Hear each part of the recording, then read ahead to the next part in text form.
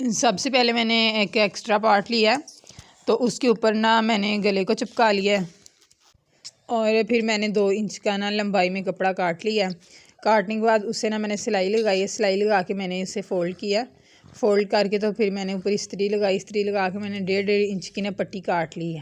پٹی کاٹنے کے بعد میں نے چاک کے ساتھ نا نشان لگایا راؤنڈ شیپ میں، جس طرح گلا کٹنگ ہوا ویسے ہی میں نے نا نشان لگایا۔ نشان لگانے کے بعد پٹی کے اوپر نا وہ میں نے پٹیاں لگائی ہیں نشان کے اوپر پٹیاں لگانے کے بعد پھر میں نے اس کو نا قمیض کی سیدھی سائڈ پہ رکھا۔ قمیض کی سیدھی سائڈ پہ رکھنے کے بعد اس کو میں آپ کو دکھاتی ہوں سیدھا کر کے کہ یہ کیسے اس کی لک آتی ہے گلے کی۔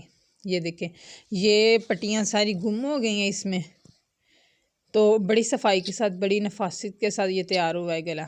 اب میں نے اس میں سارے موتی اٹیچ کر دوں گی۔ موتی اٹیچ کرنے کے بعد دیکھ رہے ہیں اس کے گلے کی لک کتنی زبردست آتی ہے۔